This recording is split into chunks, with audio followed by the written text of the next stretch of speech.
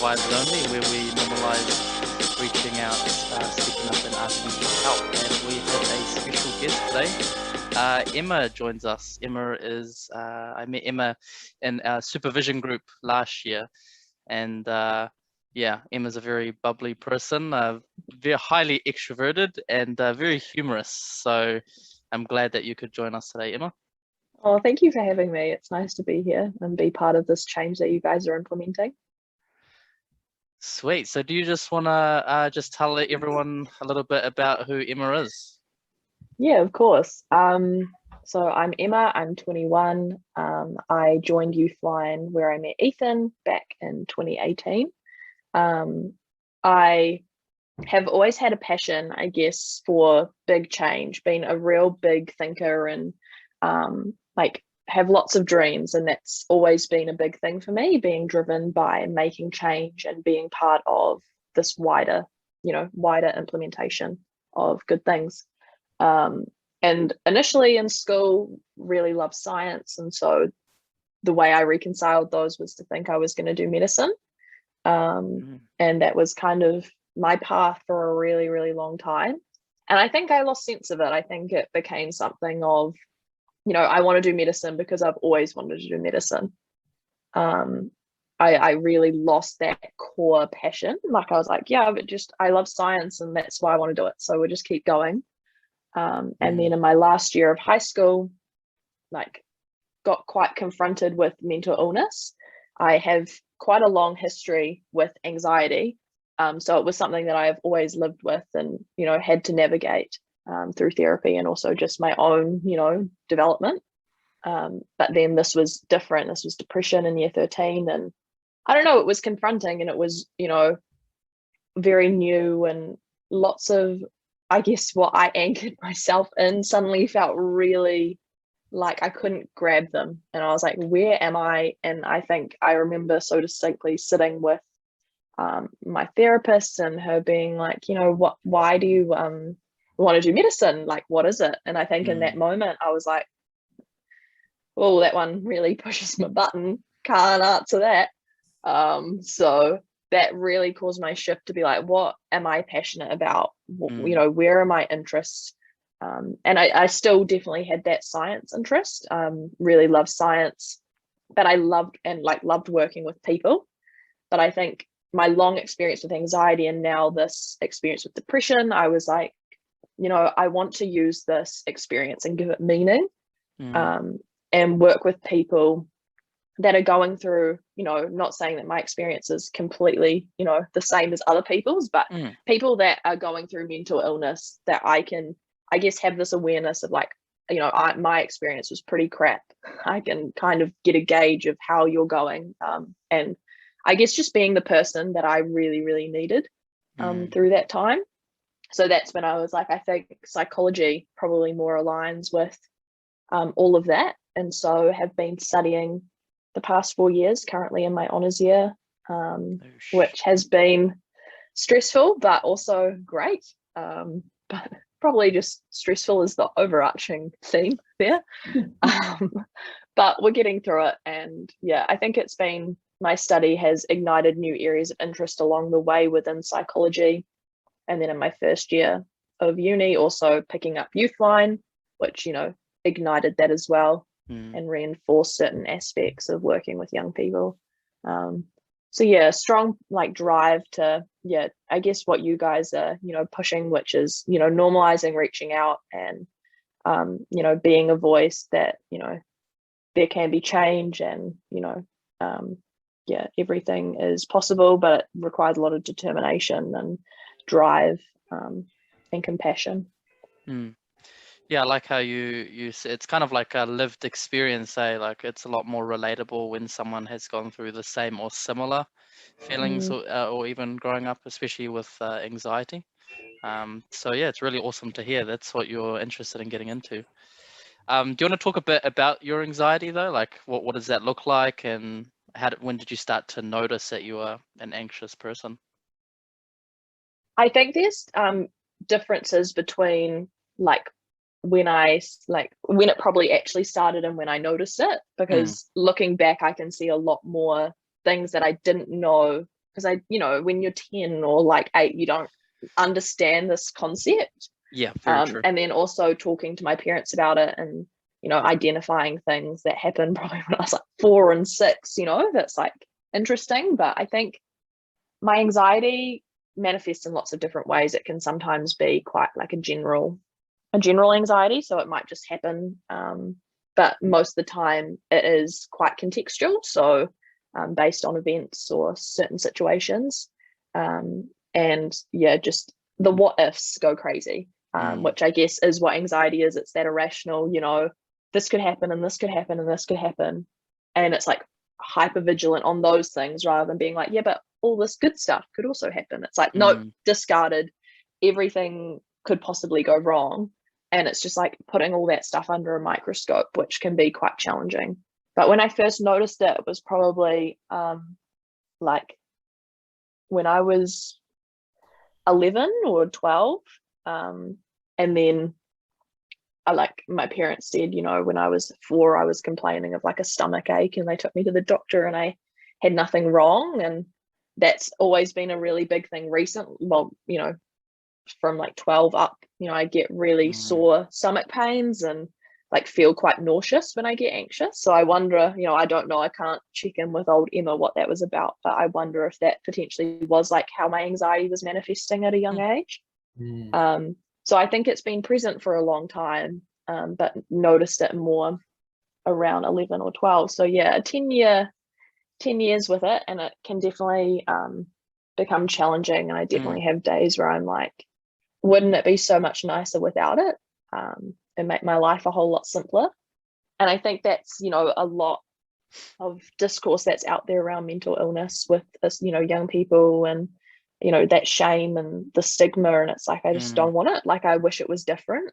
And so I think that's something that I can really, I try and bring in my practice, that understanding, obviously not projecting that, but just like an internal, like, yeah, I totally get how you don't want this thing, because sometimes it's confronting and it feels crap and it makes things more complicated. And that's that hypervigilance on those negative things, but it also develops me in a way that I guess again makes me more hypervigilant. Like, I'm really details focused. Can also be really motivating to be like, well, now I need to do this thing, or finish this by this certain time, so it can also have its positives. That's balancing that, I guess.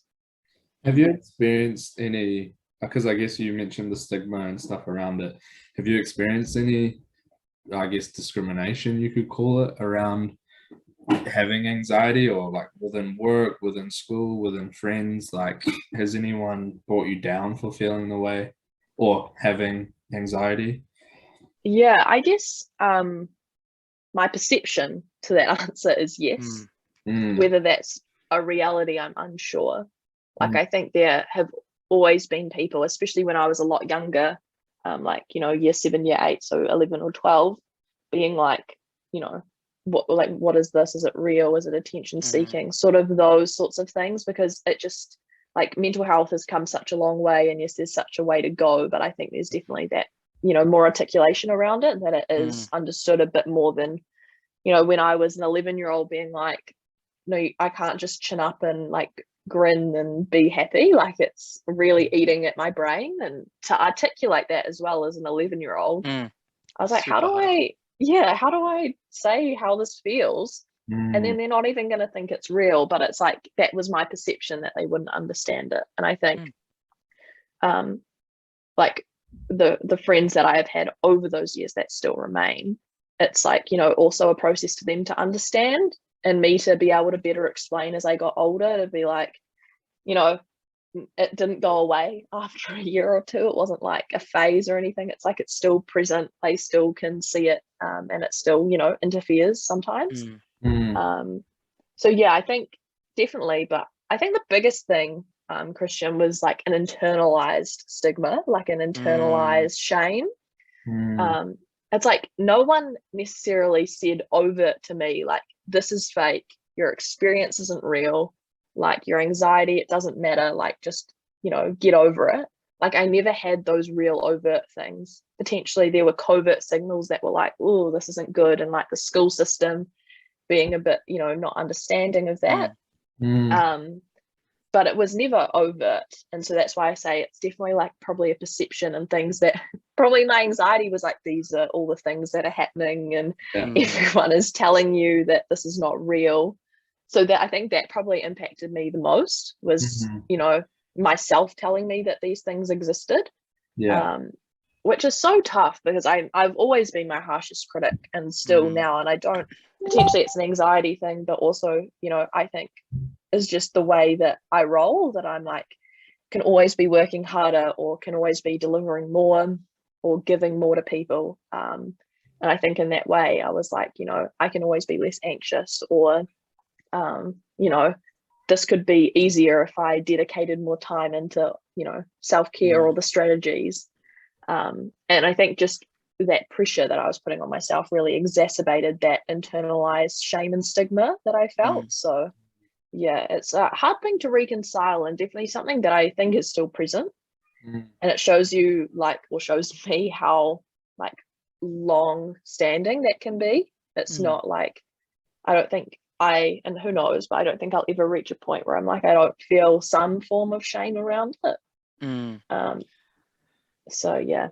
I really like and acknowledge you for kind of saying it's your perception of what it was, and it's your own internal what's that word you said? Internal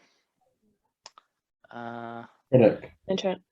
Internal critic. Like they actually didn't say it to you, but that's how you perceived it.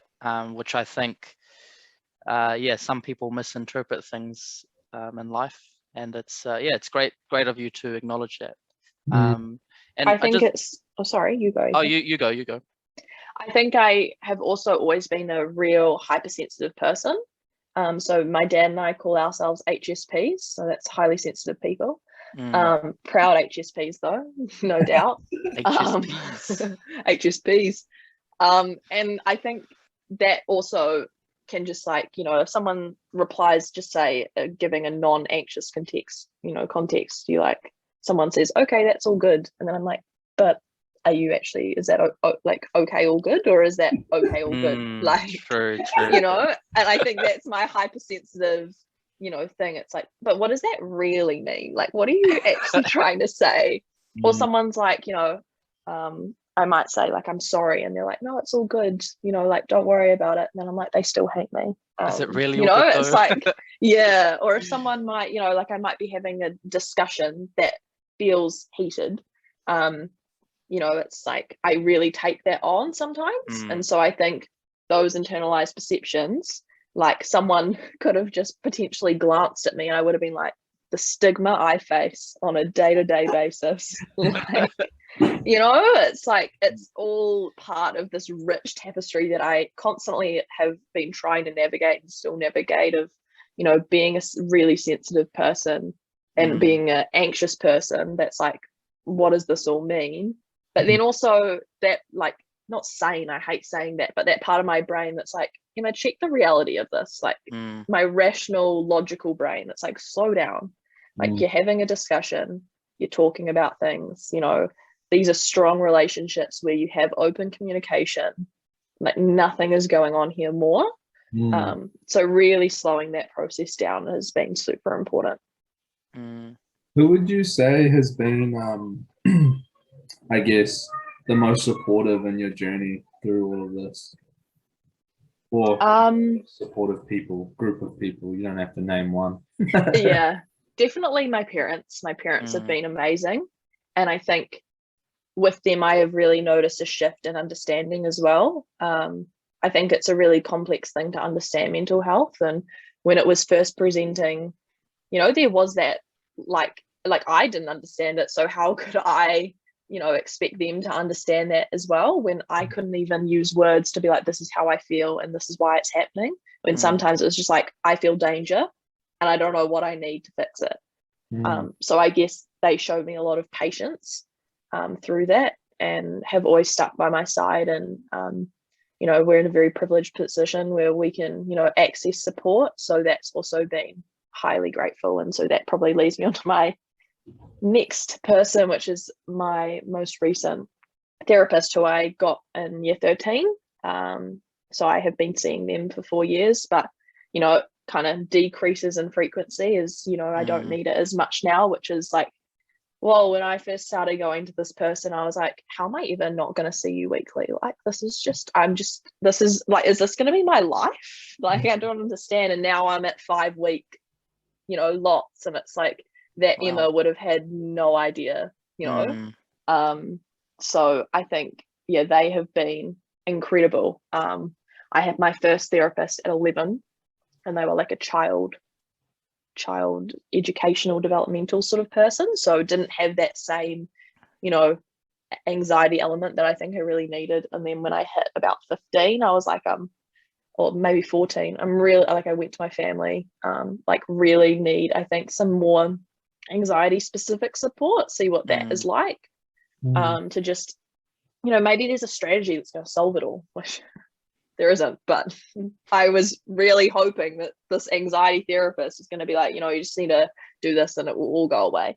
And I think that was when I really hit a wall, because I didn't like this person, didn't like this therapist. And it was nothing, I think, that they really necessarily did at the time. I would not have said that. I would have been like, they're just a like arsehole, mind my language. But yeah, it was definitely confronting. And then I like stopped going to them after I think I had a few appointments. Then I was like, it's just not working, and I don't believe in their therapy approach. And they did CBT with me, so cognitive behavioral therapy, and I was just like, CBT, I don't understand it, and I don't think it works for me. But I was like, you know, totally appreciate, and I know the scientific efficacy, like that's always what I would fall on. Like, I can see how this helps people, but like, why isn't it working for me? And I felt, I guess it brought up this like, am I a mutation? Like, what is happening here?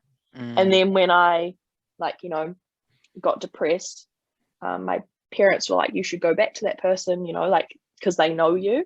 And I think that was a big point where I was like, I can't go back to that person, like it's just not going to work. And so I went to my GP, who's been my GP for years, and I was like, they really know me, you know, like they can really help me find a person. And they like said this person, and I went, and like, it's so interesting to me how in that first appointment I had with my current therapist, where I was just like, whoa, like therapeutic relationships are so important. And I didn't have that understanding. I was like, it should just work. Like, I should go, I get the tools, I leave. But it's just like, you know, we're all people. We all have characteristics. We all have personalities. And sometimes those just don't match. And I really aligned, and still align, with my therapist. And also, they really hold me accountable. So sometimes they can be like, you know, you're being a bit rude. And I'm like, okay, yeah. Because I think I can be short, and I can be impatient because I want a quick solution. And I think it's, for me particularly, it's really bad when someone panders. Like, they need to really be like, no, we're taking hold of this now. And I think that support was really important. Like, it was, I still had autonomy and self-agency, but it was like, this is getting so bad that we need to take a hold of it.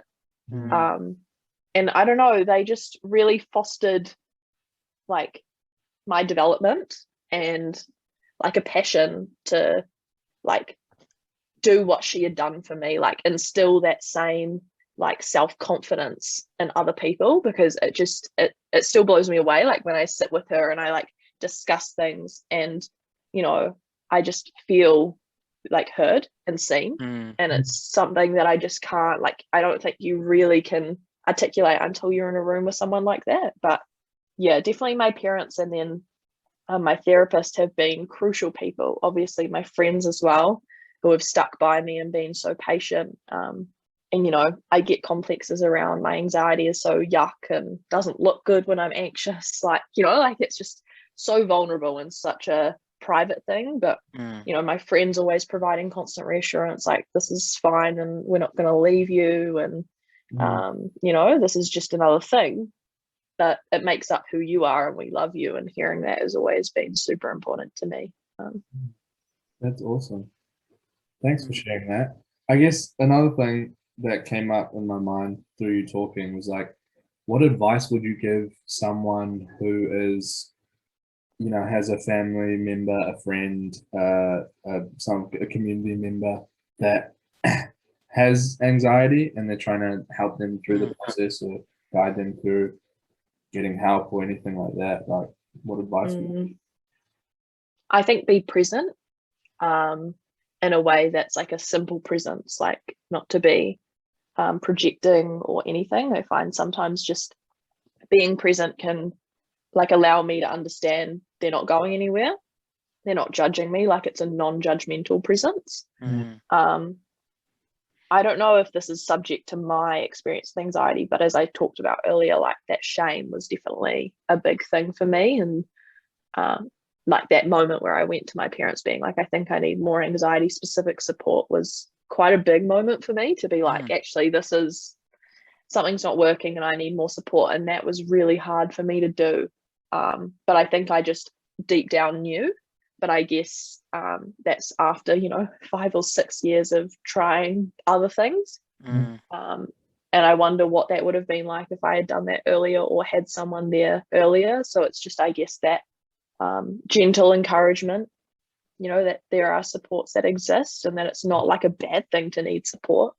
Like I always rave that everyone should get therapy. I think it's the best thing ever. Like you don't need to be mentally ill. Like everyone's got stuff going on. And so it's just that gentle encouragement that it's, not a shameful thing to go get help. And also that it's not like a compulsory thing. Like you could go and try it and then you could leave. Like if it doesn't feel good, you don't have to stay. Like it's not like you sign up and then you're booked in for life. And I think for someone that's anxious, that provides a lot of like security, because it's like, that fight or flight response that anxiety ignites. It's like, okay, I can if I need to. So just like real open and direct communication, because I think, my anxiety for sure, I, as I mentioned, can get really caught up on words or like the meaning of things. So being really direct, like I would like you to get help because I care about you, and it's not something you have to be tied to, and it's not something that I'm deciding for you, but it's just something that I think maybe you should consider or talk about with someone. And that way it's like there's nothing there. I mean, for me at least, I wouldn't be able to be like, what did they really mean by that? Like it's real clear, really overt, and there's like genuine warmth and care about getting that support. Yeah, I like how you said earlier about when you went to your first therapist that you didn't necessarily get along or didn't like the way that they did things, and then you found another one who you really clicked with and have a great long-term relationship with, which I think is really important for people to know, is that it's normal not to get along with like a professional, like a counselor or a therapist, even friends. And you can more than happy to, or you can actually, you can basically request another counselor or a therapist because you don't click with them, and that's okay, and it's normal as well, because personalities clash, and that's just life. And it's like, that second therapist as well might also clash, and it also might not work, like it can sometimes take a real heck of a long slog, which can feel so like exhausting when you're like, I just want some relief right now. But I guess it's that persistence of, there is that hope that there will be a support that matches, or at least somewhat aligns. So just curious, like how did your parents react when you went to them and asked for help? The first time with the anxiety, I think they're like, that's the thing. My parents have always been so happy to help when I've asked. So they were just like, okay, like let's look at what's out there. Let's see what options there are. And, really thankful for that, because, at Youthline, for example, you hear people that are like, my parents don't understand, and, I don't want to ask them for face-to-face support because they're just going to say no, like they just don't appreciate it. And I didn't have that. I was like, okay, let's work to see who's out there. And it was also like, who's going to be like the best, basically, like who sounds like it's going to work with you on paper. So I think that was really important. and I guess, you know, for people that don't have that, I encourage, like, you know, to talk with your school or, you know, friends, you know, anyone like that you trust, a trusted adult, anything that is like that. Or just reaching out to helplines like Youthline that can then, you know, resource where necessary. So I think it's that, you know, if you've noticed that you need some extra support yourself, you know, that's a huge step. And, you know, as much as it would be incredible to have the support of your family, like, you know, it's like sometimes people's lives are so complex and it just, they don't have that. But it's like, but you have taken the step yourself, you have the self agency and you want that support, and that's something that also needs to be acknowledged, you know. So yeah, I think very thankful for the, you know, quick, I think it was also very quick. It wasn't like we need to understand this, it was like, okay, let's do this then. I'm interested in for those people that haven't accessed therapy before, or counseling or anything like that, could you almost set the scene for the process that you go through? Like, is it confronting? How does it feel? Or how did it feel for you going into it and accessing that support? Such a good question, because I think when I went to my most recent therapist, it was so different, like my experience of the first appointment. So like when I was a kid and I went to my first like therapy with the educational developmental, it was kind of that educational stuff, so it was also looking at things, so it wasn't like I'm doing this huge monologue.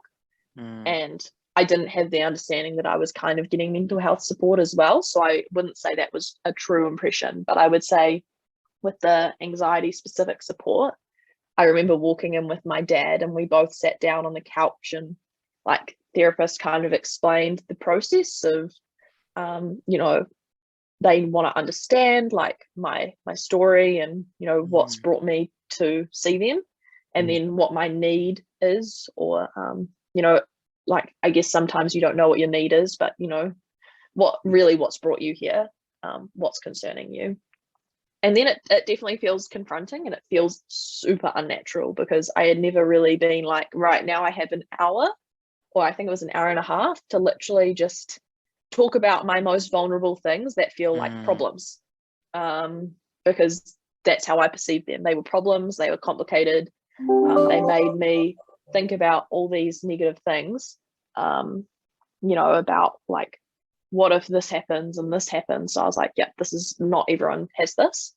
So then you have to talk and open up, and it's so confronting. But I think like, even though we clashed, the like understanding of like the minimal encourages, so being like, yeah, I hear you, understand, like, you know, what was that like gently asking about other aspects that maybe you haven't thought about, and also just like encouraging like you to pace yourself. Like, I think that was encouraged from my therapist, but also what I would internally encourage anyone to just be like, you know, if they're asking something of you that doesn't feel good, like, you don't need to disclose everything in that first appointment. And I know some people actually in my life that have, you know, gone to therapy and have just kind of used the first appointment as a tester, just been like, what feels good?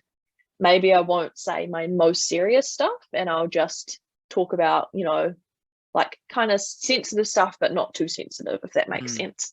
So it's just like testing what feels good. And it's the worst thing to say from an anxious person to another anxious person, but it's like really having to throw yourself in the deep end and be like, you just have to kind of like sit in that room and then decide what feels good. And for me, a lot of my anxiety is anticipatory. So it's like, you know, how will this appointment be? This appointment is really stressful, anxiety producing. So getting to the appointment is hell. Once I'm in the appointment, still felt anxious, but was kind of thinking about things and, you know, what felt good and what didn't feel good. But then when I engaged with therapy for a second time with that new therapist, my most recent one, I kind of was like, I've done this before, like, and I just kind of want to speed up the process. So I literally was like, hey, blank, here's my story. Like, this is it. And I was like, and I really need help right now. And I think it was like an understanding of, because I had had anxiety and now I was like, I had depression, it was like, this experience is really different and it feels different. And, you know, anxiety slowly has become my normal. It's just like another part. And as much as sometimes I'm like, it's not normal because ooh, I'm also like, no, but it is, because I've had like 10 years, probably even more, of living with it. Whereas depression, it was suddenly so new. And there was that whole new wrapped up shame as well, being like, well, now I'm also so shameful about this experience because, you know, why did I get this on top of already having other stuff? And not understanding that. So I think I was like, this feels like ambulance at the bottom of the hill, sort of, I need to skip this. And I was just like, here it all is. And it felt super uncomfortable. It was just like, I am telling you everything from like when I was 11 to like now. But I think that's when, like, the way that the appointment was and the rapport and the space that was created, like the emotional space, not physical space, I was like, this person is just like not even saying anything and I feel safe. Like, it's just, I don't know, it's just a sense that you get. So I think my second experience was quite different to my first, but yeah, I think, you know, monologuing is something not many people do, especially about their most vulnerable things. Because it's, you know, it's vulnerable and it's confronting and it's like, well, I don't know if you guys get this, but I sometimes find as well when I say things out loud, it's like, now it's real. Like, it's not just all these cognitions in my head. It's like, I'm saying I'm an anxious person and this is how it manifests. And it's like, oh God, this is actually way bigger than I thought it was. And it's like, it's that self-realization process as well, where you're like, oh no, like, what? Like, this is so much more complicated than it felt in my head, even though it already felt complicated. So I think just feeling okay in that space to monologue, because that's what the space is for, but also like taking breaks if you need a break, or just being like, hey, can we like go outside, or, you know, just establishing some form of, you know, something that feels comfortable so it doesn't feel so awkward. Yeah, you definitely have to be like comfortable with the information you give, right? You don't want to, because sometimes being like really uncomfortable can be a bit dangerous. So it's always good to be in a safe space where you're able to comfortably share as much as you can. But I guess the more you do share, right, I don't know, I would imagine for myself anyway, the more I share about vulnerable parts, it becomes a lot easier to share once something's already been shared. And then it kind of just flows on like a bit of a flow on effect. That's how I find anyway. Yeah, I really resonate with that, I think, as well. It's like, you don't know how someone's going to react until you say something or you do something. Like, I have all these what ifs, and then I'm like, oh, but what if they think I'm really weird for, you know, thinking this anxious thought? And then I say it and they're like, yeah, I can actually kind of see how you can think like that. And in that moment, you've been postulating how they're going to react to that and like all the negative ways. And then it suddenly is like, they don't think I'm really weird. Like, this is totally normal, like not normal, or, you know, but this is like totally valid. And then in that moment, I think as well, Ethan, it makes it feel like it's easier because you've had that small encouragement of like, wait, what? Why are you not thinking I'm super weird right now? And then you're like, as hard as you thought. Yeah, so now I can go full hundies on all these, like, you know, things that feel complicated. Like, if that feels okay for me, it definitely was like, oh, now I can kind of tell you some more complicated things because, you know, you're not going, what? You know, and if it was like, if she wasn't sure, she'd be like, you know, can you tell me more about that or explain that a bit more? And it was really like comforting. It wasn't like, why do you think that? You know, like, it wasn't judgmental. Yeah, hard out. It's kind of like testing the waters. Yeah. You know, so no, it's always good to test it just to see how things go. Because you might say something, this is in general, not to therapists or anything, but to people in general, you might say something and then that might be like, oh, like that's quite big. So then you're like, oh, maybe I won't share more information. But then someone might, you know, take that on board and be like, oh, wow, like, you know, tell me more. So it's definitely more encouraging when people are listening, for sure. I think it's about like, you know, especially as I said earlier with those, okay, all good, and being a sensitive person and an anxious person, like being so stressed about that, but then potentially not being like, you know, when you send that message, it makes me feel anxious, like not feeling comfortable to say that, because then it's like, well, what if then they think I'm even more weird? And then having, as you say, Ethan, that experience where someone does say, no, like, you know, that's okay, or you know, can you just tell me more about that? And it's like, it kind of just challenges all those insecure thoughts that you've had about past things. But I found it doesn't solve them. I still get a message sometimes where I'm like, what does this really mean? And as I've found, like, you know, developing stronger relationships, it still creeps in. Like, it's not a sign of like a, you know, and because I think I study psychology, I'm constantly putting things in psychological terms or making them really like scientific. And this was actually a reflection that came out of my last appointment, which I just was like, wow, so powerful. And my therapist was like, because I'm a really big writer, that's how I process my feelings. I really like to write, and that way I can logically put things together rather than having all these big thoughts up here. And she was like, try writing just without saying you've got like this type of attachment style and, you know, these types of cognitions. Like, talk about just the feelings and then like what these feelings are telling you or their need, you know? And I was like, and I went to do it, and I was so like, I can do this. Like, this is so amazing. She's given me all this ammunition. And then I went to write, and I think within like 6 or 7 minutes, I was like ready to write something scientific. And I was like, whoa, this has really become something in my mind where I pathologize and I make everything. And I think that amplifies my anxiety, because I think, you know, am I fitting into this diagnostic criteria right now? Or, you know, have I got all these mental illnesses? And she was, you know, like everyone that studies psychology or is a doctor at some point thinks that they have something that they've studied, because it's just the way that we work, you know, it's just like you get exposed. And she's like, but the thing is, you know, you could analyze every person and someone's going to have some form of diagnostic criteria, because it's like, you know, even with COVID, it's like runny nose, but then it's like spring, so everyone's got hay fever or, you know, those sorts of things. So then it's like, does everyone suddenly have COVID? You know, like, it's so interesting how that works. It's the same thing where I'm like, oh, I'm having a flat day, and then I'm like, you know, what does this mean? Like, you know, is this a relapse, or is this something bigger, or do I need to slow down? It's like, you're so tired, like you're just burnt out. Give yourself some compassion, and you just need, like, that feeling is telling you slow down, rather than being like, I need therapy and I need all these things right now, and I need to have deep conversations with people. So I think, yeah, just slowing down, not thinking in big psychology ways has been something I'm trying at the moment. It's not going as easily as I would have hoped, but always good to create new areas for development. Totally. No, that sounds like really like fast paced and a little bit complicated in a sense. I am curious though, like what is it like, or what's the impact on your day to day, like living with anxiety? Because it's more contextual, it's more like situation based. So if I have events or like, there are lots of small things that, see, it's like this hesitation. It's like, oh, shame, that's weird if you say that.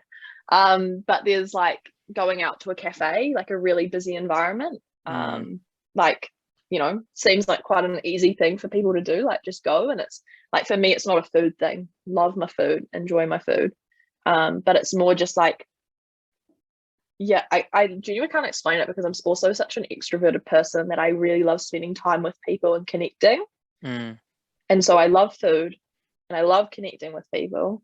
And it's like, okay, so you're just going to go to a cafe to connect and eat food. But then it's like, my anxiety is freaking out. It's just, it just, those things don't reconcile. And I think because of the way that my tummy gets nauseous when I feel anxious, I think the way that food is at a cafe, like eating food when you're nauseous, is never good. Like, it makes me almost feel worse. So a lot of the time it's, am I going to be anxious at this place? And like, now I'm just being anxious about being anxious at this event. So I think that's probably where it presents itself the most. Like, will I be anxious when I'm on a walk with my friend?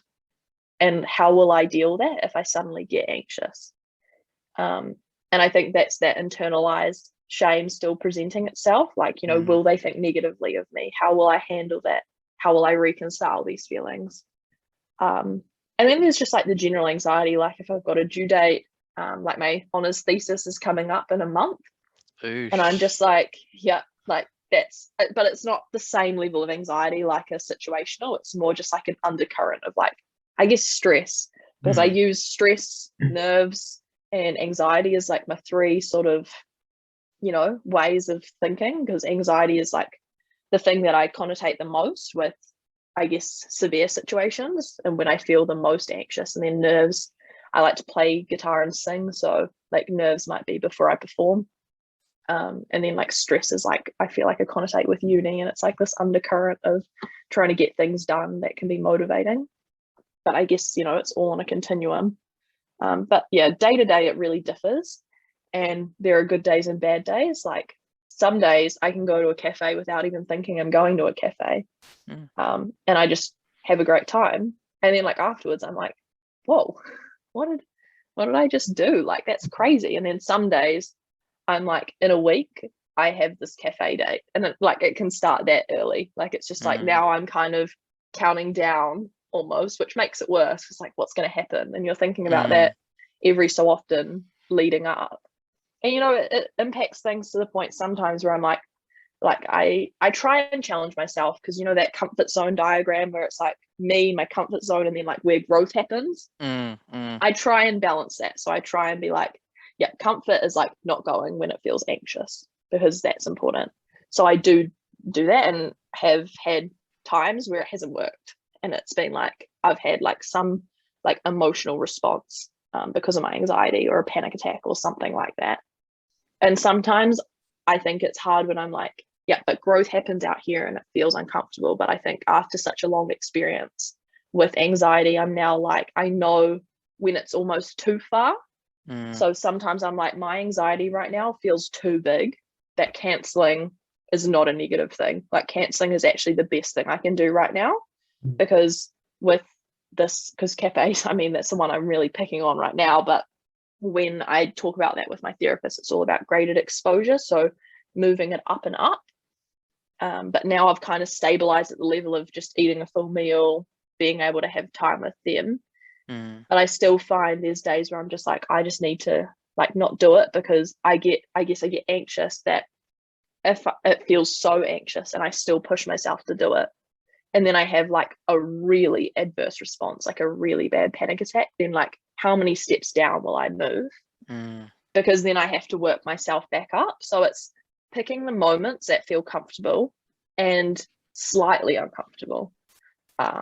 So I think, yeah, navigating those, and then just really small things, like sometimes going around to a friend's house can feel, you know, difficult. So it's, you know, it's never the same thing. I mean, cafes is like a real constant for me, but, you know, sometimes it can be like, I've never been anxious about a walk before, but here I am.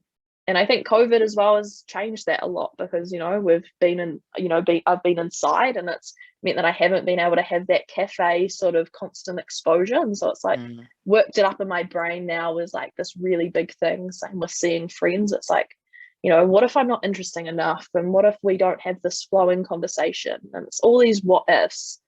And I think, you know, have a real understanding for people that have really been impacted by COVID because of, you know, that lack of social interaction or the lack of routine that you used to have. So yeah, it's been quite different at the moment, but day to day it can really change. But I would say compared to the past, it's definitely not as present as it used to be. Like, I'm not every day like, oh, an anxious day. Like it's really actually quite rare. So, I mean, that's a great thing, and it shows you how change can happen with the right skills and strategies. Yeah, no, I appreciate you sharing that. And I would imagine it would be kind of almost conflicting being an extroverted person that loves to socialize, and then of course is feeling anxious about going to socialize or going to a cafe. Yeah. it's something I've never been able to understand because I'm just like, I love this. Like, I would make sense if maybe I was more introverted and, seeing people was like, how do I interact, But even Ethan, like at supervision, sometimes some of those would be like, oh goodness, anxious about navigating this. But it's like in supervision, I love supervision. It's like all these cool people with the same interests, and we can all talk to each other. And it's like my heaven for extrovert. I really get my juice there. But then it's like, but why are you so anxious about, something that's definitely going to make you feel good later? Yeah. Because you are so extroverted, do you think other people find it hard to understand your anxiety and stuff like that as well? Yeah, I think at the beginning it was really like, especially probably for my family, who have always seen me as someone really outgoing. And then it's like, seeing me have a panic attack before something that they know I'm going to really enjoy, being like, how does this make sense? And again, because I really couldn't communicate it, I think that led to, like a lack of understanding all round, because I was like, I don't know how to explain how I enjoy this, but also it makes me feel anxious. So I think it definitely did. Yeah, it was complicating for people to understand. I think there are still moments now where it's like, I might be talking about something for ages because I'm so excited about it. And then when it comes around, I'm like, oh, I feel wrecked today. And then it's like, but you've been talking about this for a month about how happy it's going to make you, and it's just like, yeah, that is weird. So yeah, just trying to navigate those conversations. I guess that's something we always try and, honor as open communication. So having space for me to explain kind of how I'm feeling and what's going on has been really important. On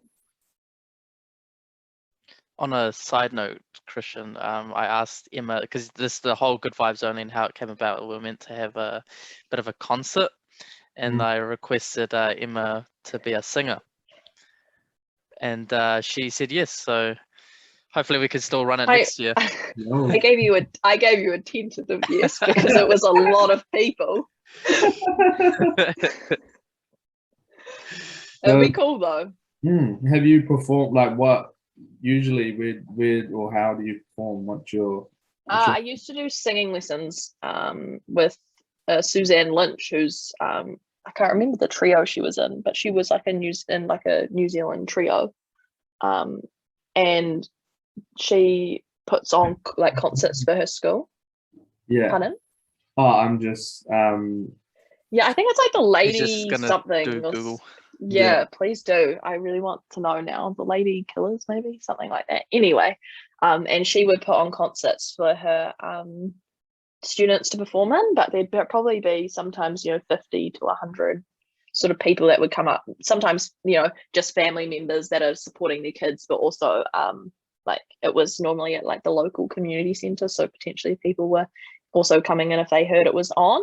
And then through school, I would perform in year level assemblies and that sort of stuff. Nice. Once uni hit, it kind of became something like a hobby. Like I stopped doing lessons because life was too busy. But it's interesting how it's the first thing for me that normally goes. Like when I feel busy, I'm like, well, I just won't have my guitar time this week, or I won't have my singing time this week. And then noticing when I do, have it, how it just is so helpful for my well-being.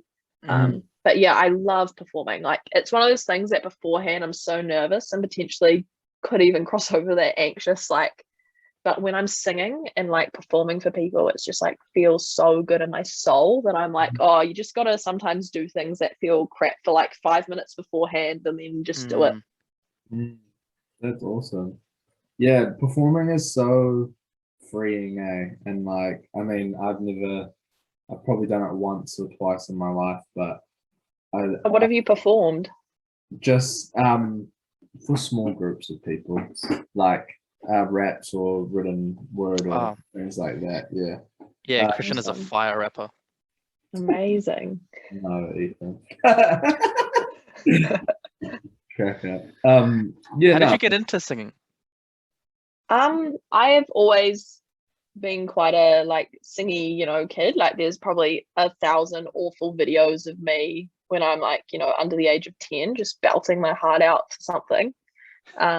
and then I started playing guitar when I was 7 because I thought it was just cool.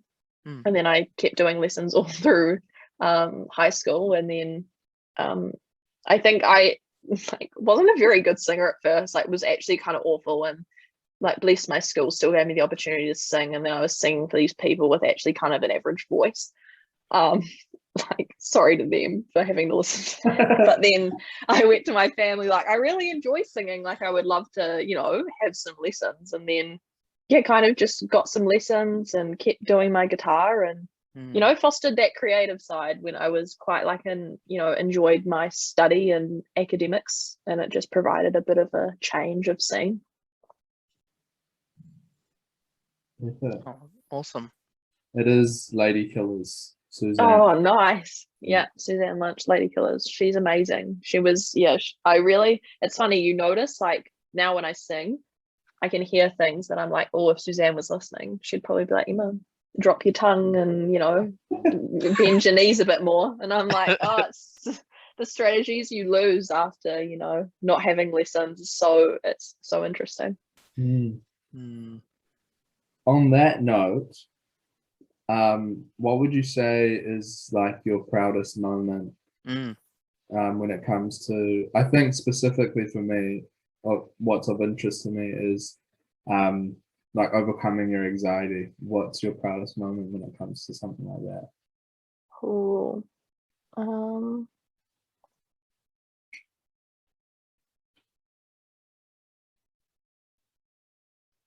I've had a few, like, this sounds awful because I don't want to be like, wow, I'm amazing. But there have been a few big things that I have done that have felt really big for me. I think a couple that I can think of. I was a prefect in my final year of high school. Nice. And it was something that I had always wanted to do.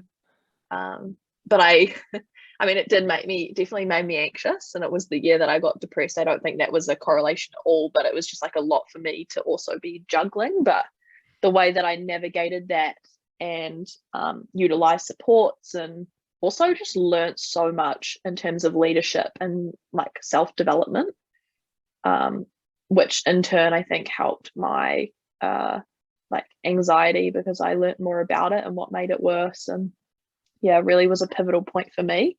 And then like seeing the outcomes met and kind of being like, you know, my anxiety, even though it's present on, you know, maybe a day-to-day or whatever it was basis, you know, you can still meet these outcomes and still achieve these things. So that was a pretty big one for me. I also remember I performed at the Marae in 2018 for Youthline. And I hadn't played guitar or sung in so long. It was interesting because when I first started singing and playing guitar, I would often hide behind my guitar because it felt like just another thing that I could hide.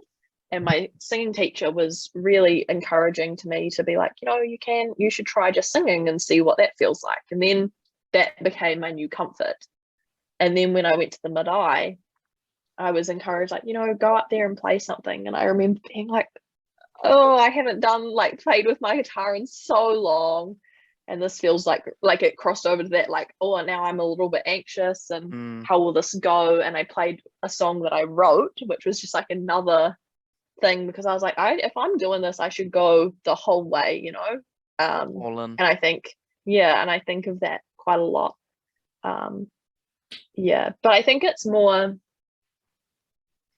like my proudest moment, like perhaps isn't a moment, like it's not I did this big thing, but I think it's just like when I think of 11-year-old Emma who was so confused about her anxiety, and like, you know, not even calling it anxiety, like just what was going on, and, you know, perceiving other people to not understand and not have the same experience, like why was I this way?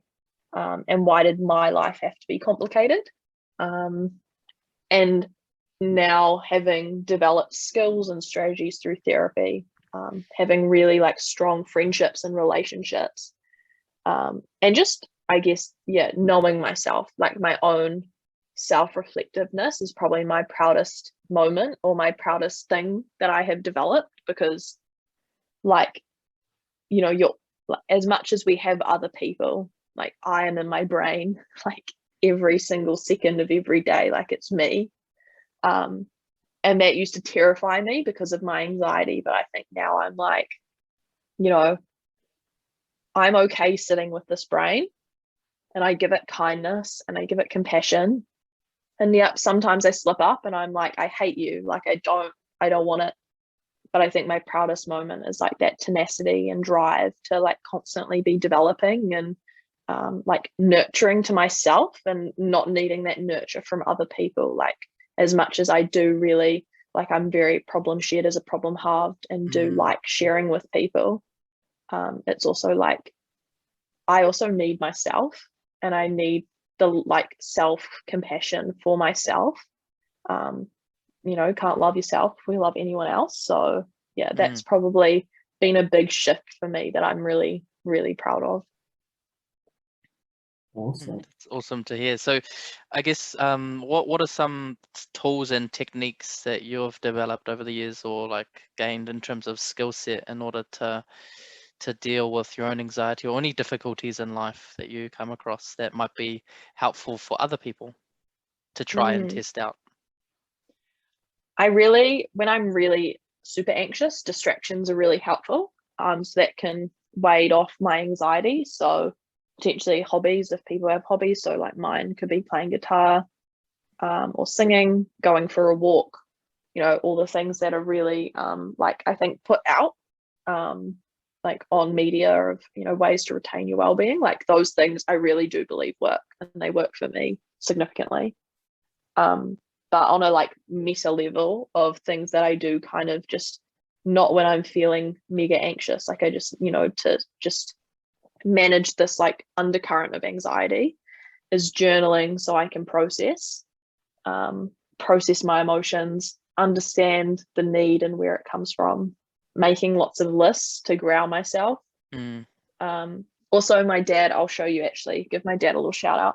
My dad came up with this idea for me a couple of years ago, I would say, which he said you should get a jar and you should make it a win jar, and you write down all your wins. So I have a win jar. Yo, That's cool. cool. I like and that. It's like so full of, I mean, I did it last year, and biggest regret of 2021, man, is not continuing, because this is so lame and really gets a sense of my laziness sometimes. But I was like, the admin of taking these out and putting them somewhere, like where am I going to keep these? And then I was like, I'll just leave them. So then I didn't do it this year because I literally couldn't move them. I don't know. I'm a bit, you know, sometimes I don't know. Next year I'll move them, and I will do it next year. But you need a bigger jar. Yeah. I just, yeah, and it was interesting. My dad really held me accountable, because for me a win felt like a big thing. So maybe going to a cafe and not having a problem, or like, you know, not feeling anxious. My dad would sometimes, like I might tell him, you know, something really small, like I reached out to my lecturer, you know, to ask a question, and I never really asked lecturers for help, like I never used to. And I was like, you know, I asked, and he was like, that's such a win, you should add that to your jar. And I think it really kept me in check, because I was like, yeah, they don't have to be these huge ginormous wins of like I have just climbed Mount Everest and now I'm the best person ever. Like it can be, you know, I sent that email, or like I decided to do level 4 lockdown last year in my flat, which was a really big thing for me, because it was like, yeah, I'm taking a step in independence. So that's in here. It's kind of like today I told someone, you know, like I told my friend, you know, how I was feeling about when they said this thing to me. Like I tried open communication, like all those sorts of different things are in here. And I guess, you know, different things can also go in there. So it can be really small, like, you know, maybe if you're like a socially anxious person, or Zoom calls aren't your favorite, maybe like I, you know, talked on my uni Zoom call could be a win. So like really, you know, I think breaking it down into small things, because like my jar wasn't filling up, and then I was like, oh no. And that's when I suddenly realized, like, I am only classifying like the most mega events in my life that I am conquering, and you don't have those all the time. But like on a day-to-day basis, you make big wins. Like you might get out of bed even if you feel like you just want to have a lazy day, you know, like that is a win. So I think that has been really crucial for me. And it's interesting once you start doing it, I don't know if this is just me, but I'm sure other people would have this. I started looking for wins more. So I was more conscious of them because I was like, what can I write in my jar? Like, you know, where are the wins? And I think it's just that, like, instead of being a microscope on all the losses, I was like trying to find my wins so I could make my jar all full and pretty, you know? And it, like, I never put something in that was like, oh, this is a good one because it will fill it up. You know, it was always like, it has to be real. But yeah, just, I guess, yeah, having that different microscope was really important for me. Yeah, and has been a blessing. And so I think even this year, even though I haven't been writing them down, I'm like, oh, I would put that in my win jar. And it's just like having that note of like, this is a win, good job, you've done, you know, you've done good here, has been really big. And then my other thing, it's like show and tell, I'll go get it. Okay, this is really just, this is the life of, you know, okay, sorry, it's quite a big box. This is my distress tolerance box. So I won't like show, you know, all the stuff that's in it, but it's kind of like I practiced or did DBT with my most recent therapist. And so that relies on distress tolerance skills. So it's quite sensory, it's quite tactile, and it's like meaningfully engaging with stuff. So this is like lots of sensory stuff. So we've got Play-Doh, we've got like some random stress balls. We've got like, my love language is words of affirmation. So there's a lot of cards in here from like friends or family that I can read and be like, you know, if I'm feeling like I'm not worthy of anything, I can be like, slow down, connect with something meaningful. So yeah, that's kind of my staple. It's like full to the brim of stuff. And it's really, yeah, really important. And then I have like a carry that I could take this in a bag if I wanted to travel. So this used to be, I would take this every day to school, because obviously if I'm at home, it's great to have this huge box, but it's not super practical. So then like I have my most important stuff in this little thing. So it's like a fidget cube, which can I just say is like been the biggest blessing.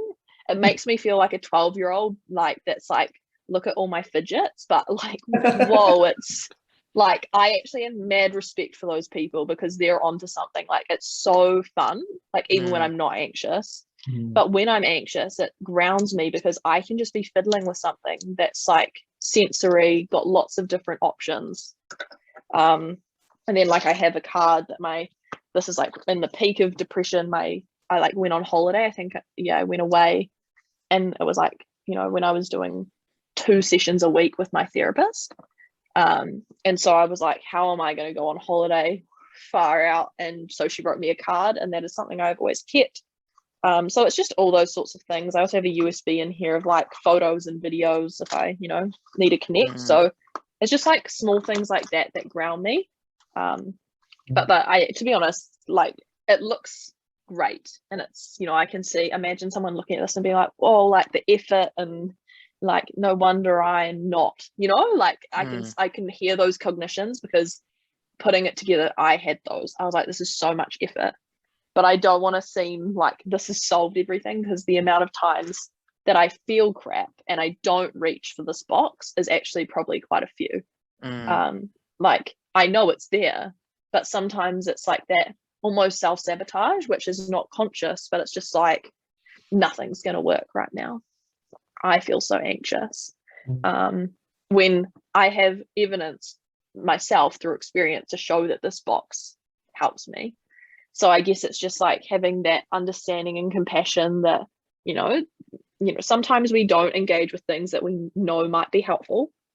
And that's also okay, because, you know, if everyone was like, I feel sad, so now I'm going to do this thing, you know, then that would be like such a blissful world, and it would just be incredible. And I think we had these webinars recently, Ethan, I don't know if you attended any of them, the Youthline ones, but there was one that was on like how to, no, they were like voluntary. Okay. So, yeah, Ethan's he's not slacking. There was one on like recovery and like how to recover from stress. And there was this quote in it that's like, you know, well-being is not like an endpoint or something you reach. Like it's an action and it's a process and it's like fluid. And I like am aware of that, but I think hearing it, I was like, I'm constantly trying to latch onto being mentally well, whatever that really means, but living without anxiety, or every day being the best day ever because I'm not struggling with something.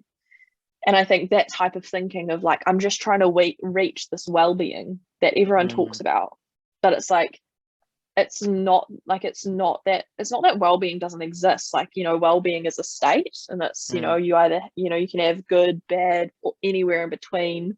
But I think I was just constantly thinking, I should need to have this good well-being every day, and I need to feel balanced and have this equilibrium. So then times when I don't reach for my box, when I feel bad, I'm like, why am I not doing this? But it's just like, it's not a perfect science. Our brains are just so complex that, man, would it be good if I open this every time? But like, and as I say it to you, I'm like, yeah, why don't I? But it's just like, sometimes I just feel anxious and I just want to feel anxious because it's just like, I'm having a bit of a stroppy moment and I'm just like, nothing's going to feel good.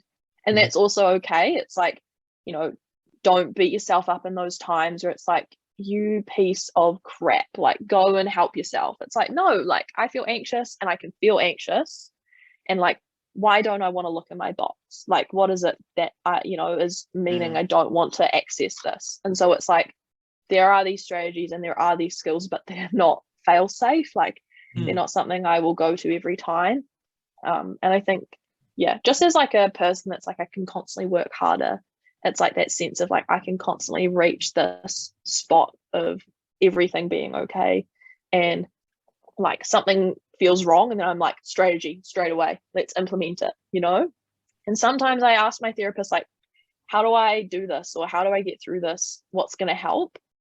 It's that sense of, I'm really in that question being like, what's the potion that I can drink that's going to solve this immediately? But it's like, there's no potion. It's like, it's hard work. It's like, constant determination and perseverance. And sometimes it doesn't work, and that's okay. Even though that feels crap. And it's just, reconciling those feelings with the reality of like wanting to be mentally well, or, reach this like golden standard of well-being. When it's like, it's, we're not like that all the time. And that's why I'm like, normalizing that reaching out is so important, because, I think it's just there's too much stress, I mean, on young people and just people generally to have that golden standard of well-being, when it's just like, we don't want people to have bad well-being, but it's also like, but that's not a bad thing either. Like it's a total normal process and valid as well. I think often there's this perception that well-being is up to yourself and it's your own, like only you can influence it. I think that's why it's so important to reach out and speak up and ask for help, because it's not all on you sometimes, like there's people out there that can help you. And when people are constantly looking internally for help, sometimes you can't help yourself, and definitely sometimes you need someone else to just like also hold your hand or lift some of the weight, because when it's so heavy, like it's almost an unfair expectation on yourself, like if a friend was struggling, I always like that reframing. Sometimes when my therapist does it, I'm like, I'm different though. But I think it can be an interesting perspective of like, if this was a friend, you'd want to lift some of the load, because it's so heavy for them to lift alone. So it's like, what makes you different? Potentially a harsh critic or an internal voice that's like, I should be able to do this, but there isn't. I think that's why I guess Christian and Ethan, what you guys are saying of like, there doesn't need to be that projection, and that it's actually okay to ask for help and get some of that weight lifted and be heard and be seen by other people, and that compassion and connectedness being really important.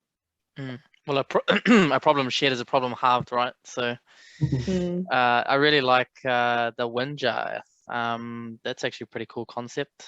And I like how you acknowledge just even the small ones, because they add up. As you can see, your jar is completely full and we'll need a bigger jar now. Woo! Yeah. So it is just, yeah, small things like, getting out of bed, making the bed, going for like a 5-minute walk, and those things will add up over time. And it's all perception, whatever you think is a win for yourself. So that's really cool.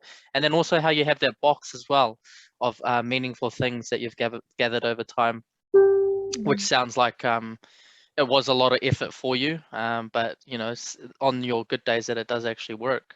And just also I like how you acknowledge that it's not a fix, like it's not going to fix everything, but it will, like on some days it will help, and other days you just won't even look at it, and both are totally okay and both are totally normal. So yeah. And sometimes also, sorry Ethan to cut you off, I feel like also some days I look at it and I'm like, what? Come on, help now, help me please. Like it's also that in between, that sometimes it's like, why is this stuff not helping? Like, what is it? Maybe like, do I need to connect with a person? Like, and that's when you start navigating, okay, if this isn't what I need, yeah, definitely, working out other options for sure. Yeah. And that there is like no quick fix either, that it's a process and it's going to take time. And that's, yeah, everything is okay. Definitely. So I guess like any final thoughts or a message that you would like to send to those who are watching us today? I would just say that well-being is not this end point, and it can feel really isolating to be dealing with mental illness, and it can feel like, for me as well, like what I felt like I was different and I was the problem, and that can be confronting to come to terms with, but it's like that reaching out and accessing support, that is totally okay and totally also normal, like to need support.